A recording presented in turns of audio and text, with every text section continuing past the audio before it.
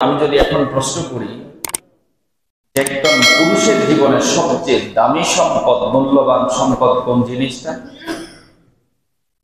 এক একজন এক এক জবাব দিবে।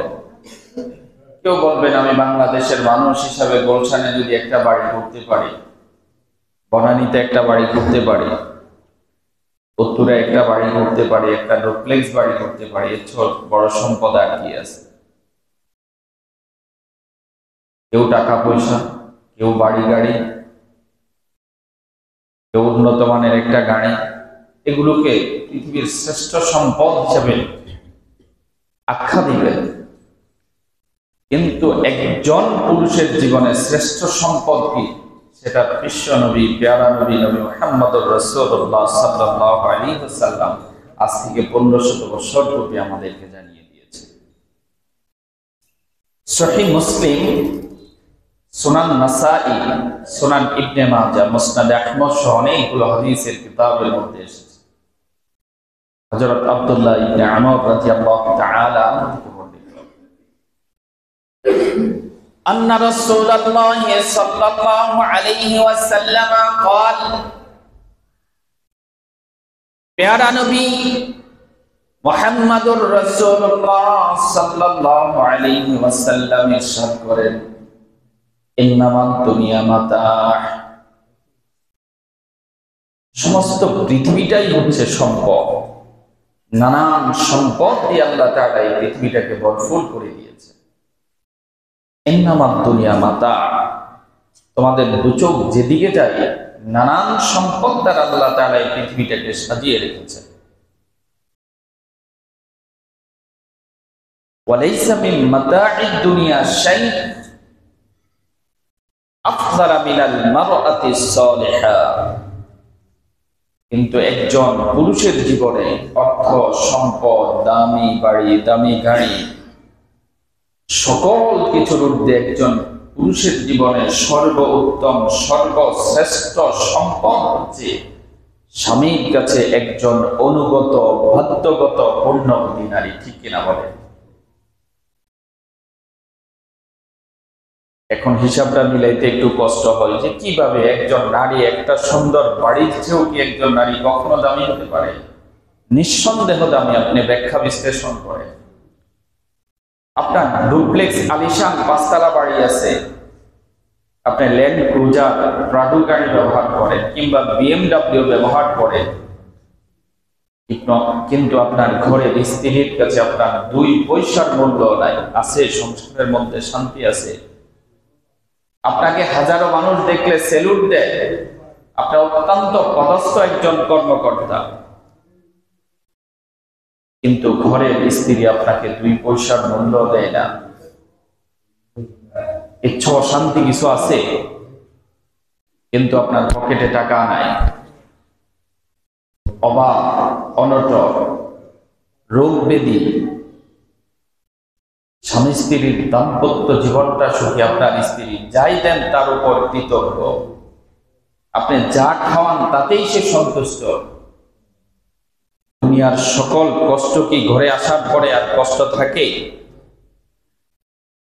এজন্য বিশ্বনবী বলেছেন, ইন্নামাদ দুনিয়া মাতাহ, সমস্ত পৃথিবীটাই আল্লাহ তাআলা সম্পদ দিয়ে ভরপুর করে দিয়েছেন। ওয়ালাইসা মিন মাতাঈদ দুনিয়া শাইউন আফদালা মিনাল মারআতি সালিহা, একজন নেককার, পুণ্যবতী, দিনদার নারীর তুলনায় একজন পুরুষের কাছে পৃথিবীতে আর কোন সম্পদ নাই। আপনার অভাব অনটন যাই কিছু থাকুক, আপনি যখন ঘরে আসেন, স্ত্রী যখন আপনাকে হাসি মুখে বরণ করে নেয়, সারাদিনের কষ্ট, ক্লান্তি এগুলো 1 মিনিটেই, 1 নিমিষেই শেষ হয়ে যায়। আল্লাহ তাআলা প্রত্যেকটা পুরুষের জন্য স্ত্রীকে এই জন্যই বানিয়েছেন। পুরুষ সে সকালবেলা ঘর থেকে বের হয়ে সারাদিন হাড় ভাঙ্গা পরিশ্রম করে যখন ঘরে আসবে, একটা মুস্কি হাসি দিয়ে যখন স্বামীকে বরণ করে নিবে, তার সারাদিনের কষ্টগুলো দূর হয়ে যায়। স্বামী যা কিছু নিয়ে আসে তার উপর যদি একজন স্ত্রী সন্তুষ্ট থাকে, তখন একজন স্বামীর, একজন পুরুষের যত অভাব থাকুক সেই অভাব আর সেটা অনুভূত হয় না। এজন্য আল্লাহ তাআলা কোরআনুল কারীমের মধ্যে পৃথিবী বিস্ময়কর নিদর্শন সমূহের মধ্যে স্বামী স্ত্রীর এই দাম্পত্য জীবনটাকে আল্লাহ তাআলা তার নিদর্শনের অন্তর্ভুক্ত করেছেন বলে সুবহানাল্লাহ। আল্লাহ তাআলা কোরআনুল কারীমের মধ্যে ইরশাদ করেন, ওয়া মিন আয়াতিহি আন খালাকা লাকুম মিন আনফুসিকুম আজওয়াজান লিতাসকুনু ইলাইহা ওয়া জাআলা বাইনাকুম মাওয়াদ্দাতান ওয়া রাহমা। আল্লাহ তাআলা অসংখ্য অগণিত নিদর্শন সমূহের মধ্যে একটি নিদর্শন হচ্ছে স্বামী স্ত্রীর এই দাম্পত্য জীবন। আল্লাহ তাআলা ইরশাদ করেন, ওয়া মিন আয়াতিহি আন খালাকা লাকুম মিন আনফুসিকুম আজওয়াজান লিতাসকুনু ইলাইহা। তিনি তোমাদের জন্য তোমাদের মধ্য থেকে তোমাদের সঙ্গিনীদেরকে সৃষ্টি করেছেন, লিতাসকুনু ইলাইহা, যাতে করে তোমরা তোমাদের স্ত্রীদের নিকট শান্তিতে থাকতে পারো, নিরাপদে থাকতে পারো। ওয়া জাআলা বাইনাকুম মাওয়াদ্দাতান ওয়া রাহমা, এবং তোমাদের মাঝে আল্লাহ তাআলা সম্প্রীতি এবং দয়া সৃষ্টি করে দিয়েছে।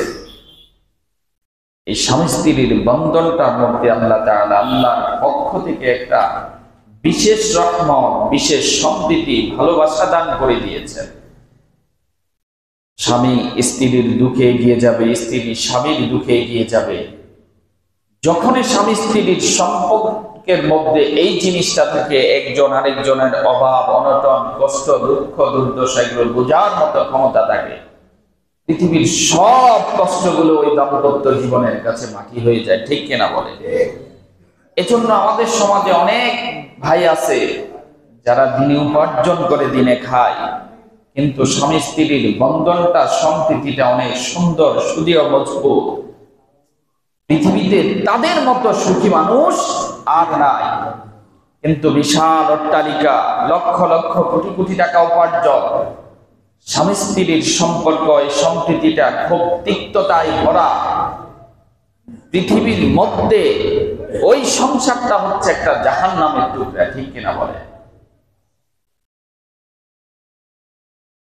শুধু তাই নয়, একজন পুরুষের জীবনে নারীর ভূমিকা কত বেশি। একজন দিনদার সতী সাধবী নারী যদি চেষ্টা করে, আমার স্বামীকে আমি কখনো অসৎ পথে চলতে দিব না, একজন ইমাম সাহেব, পিসাব, আলেমের চেয়ে সবচেয়ে বেশি এই ক্ষেত্রে একজন নারী ভূমিকা রাখতে পারে। ঠিক কিনা বলে? আমরা আমাদের জানাশোনায় অনেকে দেখেছি যে আমাদের বন্ধু বান্ধব, আত্মীয় স্বজন অনেকে ধূমপান করে, কিন্তু বিবাহের পর এত বিড়িখুর ছিল, বিবাহের পর সে সেটা ছাড়তে বাধ্য হয়েছে, কিন্তু কোনো ওয়াজ নসিহত করে সেটা কখনো বন্ধ করা যায় নাই। কেন? আমি এটা পছন্দ করি না, তুমি এটা খেতে পারবে না, পান করতে। শেষ পর্যন্ত স্ত্রীর মন রক্ষা করতে গিয়ে সেটা ছাড়তে সে বাধ্য হয়েছে। একজন স্ত্রী যদি বলে তুমি তোমার মুখে দাঁড়িয়ে রাখতেই হবে, স্বামী যত বেদিন হোক সেটা রাখতে সে বাধ্য। আবার অনেক স্বামী আছে দাঁড়িয়ে রাখার ইচ্ছা আছে, দিন মেনে চলার ইচ্ছা, কিন্তু স্ত্রী সেখানে বাধা তৈরি করে, প্রতিবন্ধকতা তৈরি করে যে আমার তো দাঁড়িয়ে রাখার ইচ্ছা, কিন্তু আমার স্ত্রী সেটা পছন্দ করে না। এজন্য স্বামী স্ত্রী যদি দিনদার হয়, দিন মানার ক্ষেত্রে, দিন পালন করার ক্ষেত্রে অনেক উপকারী। আপনি যদি একজন স্ত্রী বলে, স্বামী যদি হারাম সম্পদ উপার্জন করে, স্ত্রী যদি বলে যে আমরা প্রয়োজনে লবণ চিবিয়ে ভাত খাবো, কিন্তু 1 পয়সা হারাম ভোগ করব না, কোনো স্বামীর ক্ষমতা নাই হারাম উপার্জন করে ঘরে নিয়ে আসা। সে অন্যান্য কাজের মতো যদি একজন স্ত্রী যদি স্বামীর কাছে প্রতিদিন হিসাব চায় যে তোমার বেতন কত, উপার্জন কত, খরচ কত, সব কিছু যদি পুঙ্খানুপুঙ্খরূপে বিশ্লেষণ করে, তাহলে একজন নারীর পক্ষে, একজন পুরুষের পক্ষে কখনো সম্ভব নয় অসৎ পথে অবৈধভাবে উপার্জন করা, ঠিক কিনা বলে? বরং নারীদের অতি লোভের কারণে, অতি চাহিদার কারণে অনেক পুরুষ হারাম পথে, অবৈধ পথে হাঁটতে বাধ্য হয়। এজন্য পুরুষের জীবনে এক্ষেত্রেও দিন পালন করার ক্ষেত্রে নারীর ভূমিকাটা অনেক বেশি। এটা আল্লাহ তাআলা কোরআনুল কারীমের মধ্যে ইরশাদ করেন। আল্লাহ তাআলা ইরশাদ করেন, ওয়াল মুমিনুনা ওয়াল মুমিনাতু বা'দুহুম আউলিয়াউ বা'দ। একজন ঈমানদার নারী, একজন ঈমানদার পুরুষ একে অপরের সহায়ক, সাহায্যকারী। ইয়া'মুরুনা বিল মা'রুফি ওয়া ইয়ানহাউনা আনিল মুনকার। তারা একে অপরকে সৎ কথা বলার, সৎ কাজের উপদেশ দেয়, সৎ কাজ থেকে বিরত রাখে। ওয়া ইউকিমুনাস সালাতা ওয়া ইউতুনাস যাকাত। পরস্পর নামাজ কায়েম করে, যাকাত আদায় করে। ওয়া ইউতিউনাল্লাহা ওয়া রাসূলাহ। আল্লাহ এবং তার রাসূল যেভাবে জীবন যাপন করার নির্দেশ দিয়েছেন সেভাবে জীবন যাপন করার চেষ্টা করে। আল্লাহ তাআলা বলেন, উলাইকা সায়ারহামুহুমুল্লাহ। এরা হচ্ছে আমার ওই সমস্ত বান্দা যাদের প্রতি আমি আল্লাহ তাআলা অবিরতভাবে, অনবরতভাবে রহমত বর্ষণ করি। সুবহানাল্লাহ। যে স্বামী স্ত্রী এরা একে অপরের সহায়ক, সাহায্যকারী। যদি তাদের মধ্যে দিনদারি থাকে, আপনি যদি স্বামী স্ত্রী দিনদার হয়, একজনও যদি দিনদার হয়, তাহলে স্ত্রী যখন আপনি ঘরে যাওয়ার পরে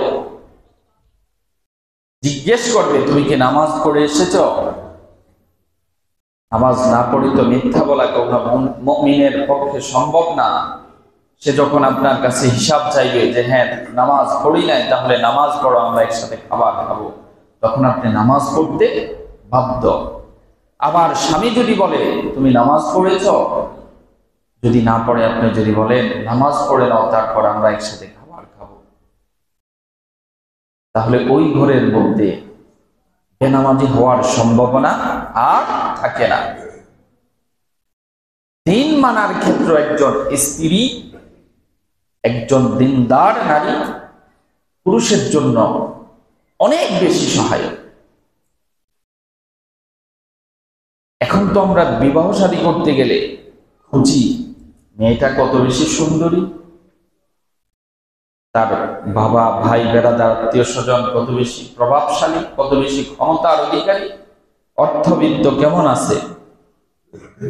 বিবাহের ক্ষেত্রে এগুলা খোঁজা দোষণীয় নয়, কারণ আল্লাহ রাসূল হাদিসের মধ্যে বলেছে। তবে সবচেয়ে বেশি যেটা খোঁজা সেটাকে আমরা এখন পিছনে রাখি। যেমন বুখারী মুসলিমের মধ্যে এসেছে হাদিসখানা, সিয়াসিত্তার, সুনান নাসাই, সুনান ইবনে মাজাহ, মুসনাদে আহমদ, দারিমি সহ অনেকগুলো হাদিসের কিতাবের মধ্যে এসেছে।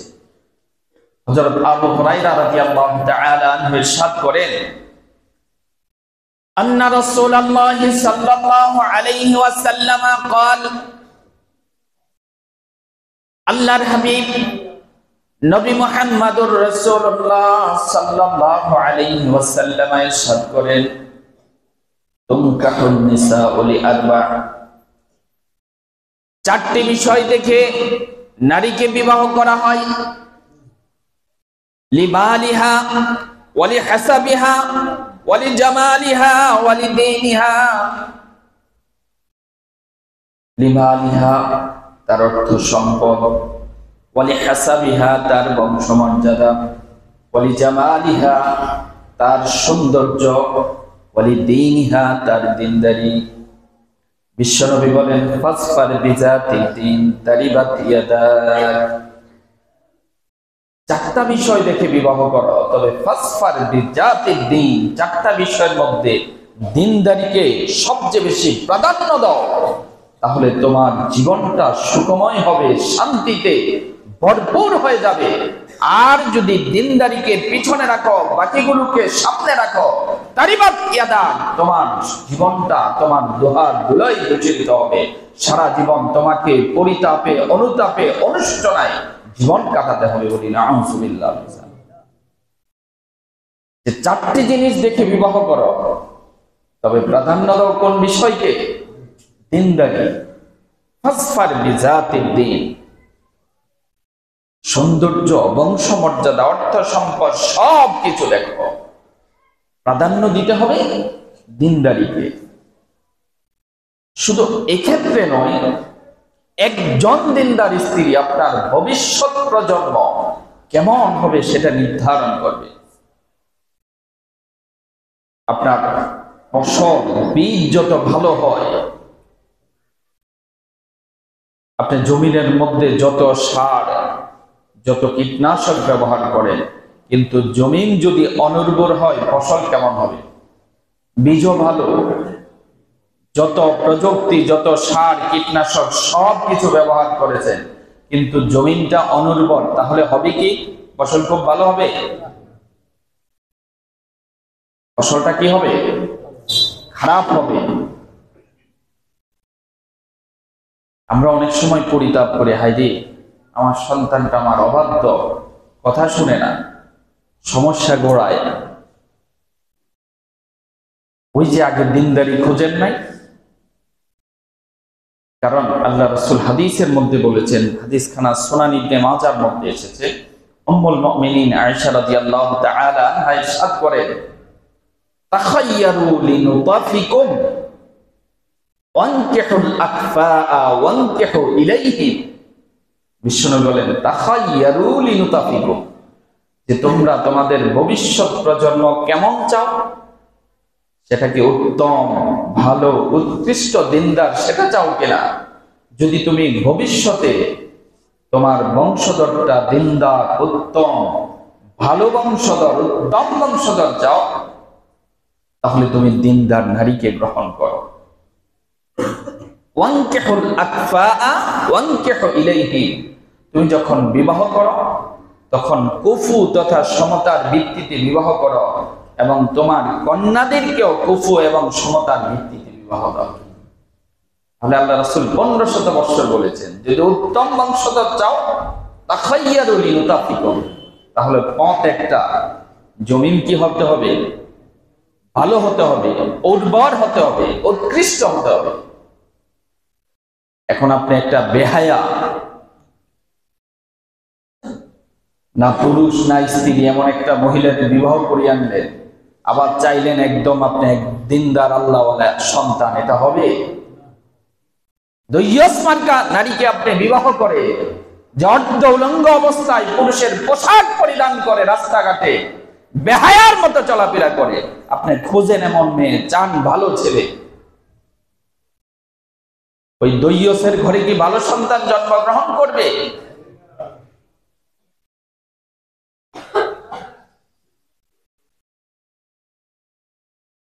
ভালো সন্তান আশা করতে হলে আপনার জমিনটাও, ফসল যদি ভালো চান, জমিনটাও উর্বর হতে হবে। সর্বশেষ আরেকটা হাদিস বলে আমি আমার আলোচনা শেষ করছি।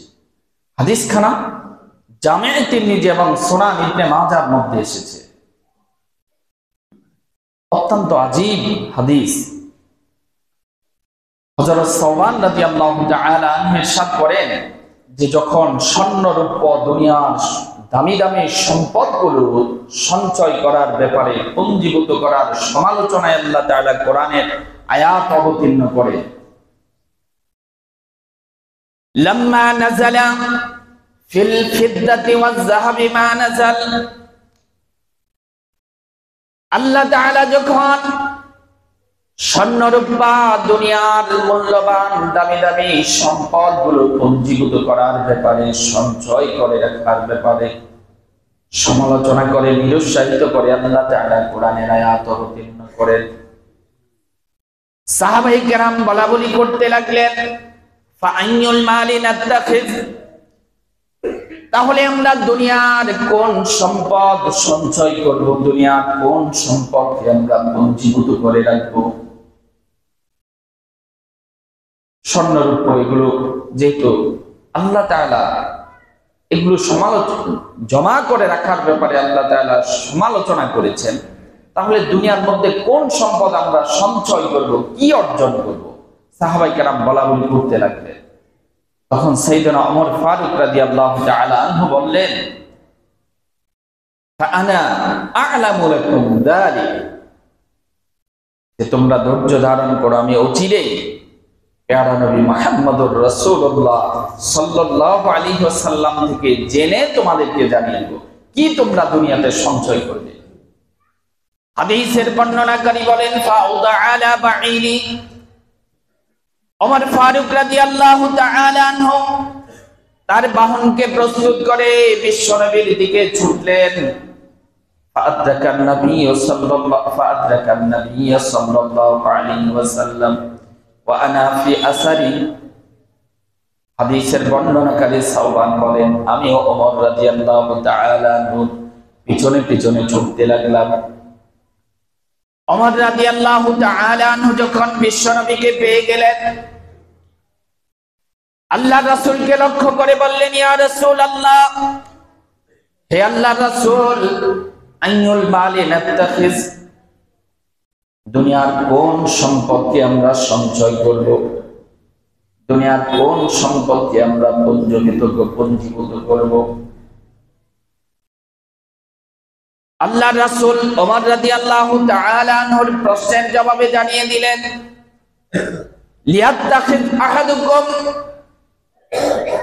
তোমাদের কেউ যদি দুনিয়াতে কোন সম্পদ সঞ্চয় করতে চায়, কোন সম্পদ জমা করতে চায়, সে যেন তিনটা সম্পদ অর্জন করে। কয়টি? হাতে হাতে গুনে একটু বুঝে নেন। তিনটি সম্পদ যেন সে অর্জন করে। এক নম্বর হচ্ছে কলবান শাকিরা, কৃতজ্ঞ হৃদয়। সুখে আল্লাহর প্রতি যে হৃদয় কৃতজ্ঞতা পোষণ করে, দুঃখে আল্লাহর প্রতি কৃতজ্ঞ থাকে, শান্তিতেও যে হৃদয় আল্লাহর প্রতি শুকরিয়া আদায় করে, অভাব অনটনে যে হৃদয় আল্লাহর প্রতি শুকরিয়া আদায় করে, এমন কৃতজ্ঞ হৃদয় তোমরা অর্জন করো। ওয়ালিসানান যাকিরা, এমন জবান যে জবান সব সময় আল্লাহর জিকির দ্বারা, আল্লাহর স্মরণ দ্বারা সিক্ত থাকে, ভিজা থাকে। অর্থাৎ জবানের মধ্যে সব সময় আল্লাহর স্মরণ, আল্লাহর জিকির দ্বারা লিপ্ত থাকে, এমন জবান তোমরা অর্জন করো। আর এখন আমরা করি কি? সারাদিন এই জবানটাকে মিথ্যা, গীবত, শিকায়েত, চুগলখড়ি, এই সমস্ত গালিগালাজ, এই সমস্ত নিন্দনীয় হারাম কাজ দ্বারা আমাদের জবানকে আমরা ব্যবহার করি, ঠিক কিনা বলে? অথচ আল্লাহ রাসূল বলতেছে, কলবান শাকিরা, কৃতজ্ঞ হৃদয়। আল্লাহ তোমাকে 5 লক্ষ টাকার সম্পদ দিয়েছে, আলহামদুলিল্লাহ। 5 লক্ষ টাকার সম্পদ নিয়ে গেছে, তা তো আলহামদুলিল্লাহ। সন্তান আল্লাহ দিয়েছে, আলহামদুলিল্লাহ। সন্তান নিয়ে গেছে, আলহামদুলিল্লাহ। তুমি ভালো খাও, আলহামদুলিল্লাহ। একদিন খাবার খাও, তা তো আলহামদুলিল্লাহ। এমন কৃতজ্ঞ হৃদয় অর্জন করো। ওয়ালিসানান যাকিরা, এমন জবান যে জবান সব সময় আল্লাহর জিকিরে লিপ্ত থাকে। ওয়াজাওজাতাম মুমিনাতান তুঈনু আলা আমরিল আখিরা, তৃতীয় হচ্ছে এমন একজন দিনদার পুণ্যবতী স্ত্রী তুমি গ্রহণ করো, যে তোমাকে আখিরাতের সামান অর্জনে, আখিরাতের সম্বল অর্জনে সাহায্য করবে। বলি সুবহানাল্লাহ। তাহলে একজন দিনদার স্ত্রীর গুরুত্ব কত বেশি! এমন স্ত্রী গ্রহণ করো যে তোমাকে আখিরাতের সম্পদ অর্জনে সাহায্য করবে। অর্থাৎ ঘরের মধ্যে যদি দিনদার স্ত্রী থাকে, সে দুনিয়ার জাগতিক সকল বিষয়ের মতো আপনার আয় ব্যয় সব কিছু, আপনার নামাজ রোজা সব কিছুর হিসাব যদি নেয়, একজন স্বামীর পক্ষে কখনো সম্ভব নয় তাকে এড়িয়ে যাওয়া, ঠিক কিনা বলেন? আর যদি একজন স্ত্রী আপনার উপর তার অধিক চাহিদা আপনার উপর পেশ করতে চায়, তাহলে আপনি বাধ্য হবেন তার মনোরঞ্জনের জন্য অসৎ পথে, অবৈধ পথে হাঁটতে। এজন্য একজন পুরুষের জীবনে একজন দিনদার নারীর চেয়েও শ্রেষ্ঠ আর কোন সম্পদ হতে পারে না। আপনার ব্যক্তিগত জীবনের সুখ শান্তির কথাই বলেন, আপনি উত্তম সন্তান সন্ততির কথাই বলেন, আপনার দিনদারির কথাই বলেন, যেই দিকে বলেন, একজন নারীর ভূমিকা এই সমস্ত বিষয়ে পুরুষের কাছে অনেক অনেক বেশি। এজন্য আমাদের কথা যাই, যে অবস্থা গেছে তো গেছে, আর কিছু বলার নাই, কিন্তু আমাদের সন্তান সন্ততি যারা আছে তাদের ক্ষেত্রে এই বিষয়গুলো আমরা বিবেচনা করার চেষ্টা করব। নিজের সন্তানকে দিনদার, দ্বীনের শিক্ষা দেওয়ার চেষ্টা করব। যখনই আমরা বিবাহ সাথে এই সমস্ত চিন্তা করব, আমাদের সন্তানের বিষয়ে দিনদারিকে প্রাধান্য দিব, তাহলে আপনার সংসারের মধ্যে, পরিবারের মধ্যে আপনার সন্তান সন্ততির জীবনে সুখ শান্তি আসবে। আল্লাহ তাআলা আমাদেরকে আমল করার তৌফিক দান করুন। আসসালামু আলাইকুম।